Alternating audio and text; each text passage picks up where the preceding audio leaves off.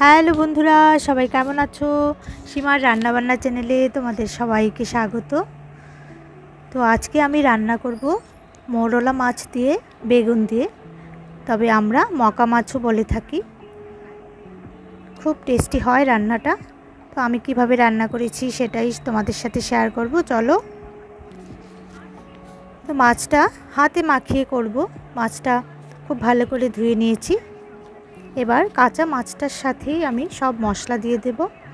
এখানে পরিমাণ মতো পেঁয়াজ কুচি নিয়েছি, দিয়ে দেব লঙ্কা বাটা। আমি কাঁচা লঙ্কা বাটাই প্রেফার করি বেশি। তো এবার পরিমাণ মতো কাঁচা লঙ্কা বাটা দিয়ে দিলাম। নুন হলুদ দিয়ে দেব, আর দিয়ে দেব কাঁচা সর্ষে তেল। খুব ভালো করে মাছটাকে মাখিয়ে নেব। একটা চামচের সাহায্যে মাছটাকে খুব ভালো করে মিশিয়ে নিয়েছি। এবার কিছুক্ষণ রেখে দেব। আর মাছের সাথে দেওয়ার জন্য বেগুন কেটে রেখেছি।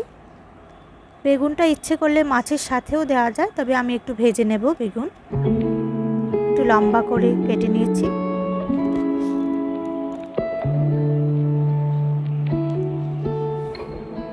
তেল গরম হয়ে গেছে, এখন বেগুনটা ভেজে নিচ্ছি।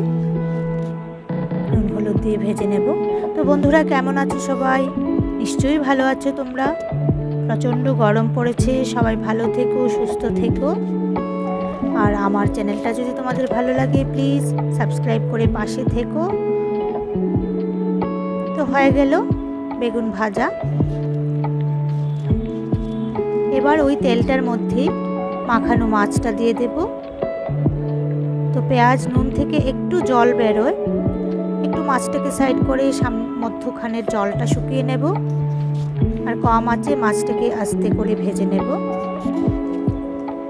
তো কিছুক্ষণ সময় দিতে হবে রান্নাটার জন্য। তো বন্ধুরা, তোমাদেরকে একটা কথা বলছি। আমার চ্যানেলটার নাম ছিল রান্নাবান্না। তো সবাই বলে, লাইভে গেলে সবাই জিজ্ঞেস করো দিদিভাই তোমার নামটা কি। তাই আমি একটু চেঞ্জ করলাম। আমার নামটা শুধু এড করে দিলাম, সীমার রান্নাবান্না করে দিলাম।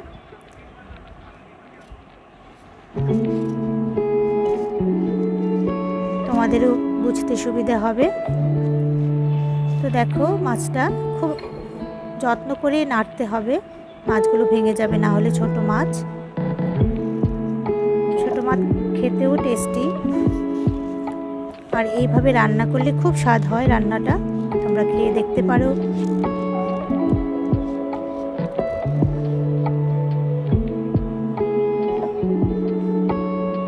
এবার বেগুনটা মিশিয়ে দিয়েছি, ভাজা বেগুন। আরও কিছুক্ষণ কম আঁচে ভাজবো মাছটাকে।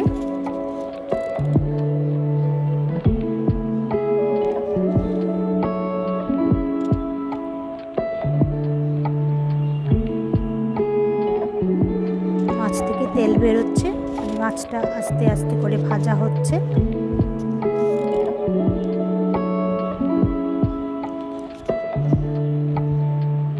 সামান্য একটু জল দিয়েছি, একটু গায়ে মাখা থাকবে।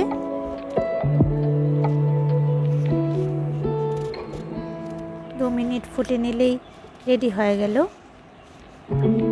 মোরলা মাছ, বা আমরা বলে থাকি মকা মাছ বেগুন দিয়ে।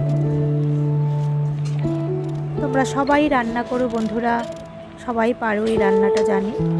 তাও আমি আমার মতো করে রান্নাটা করলাম, সেটাই তোমাদের সাথে শেয়ার করলাম।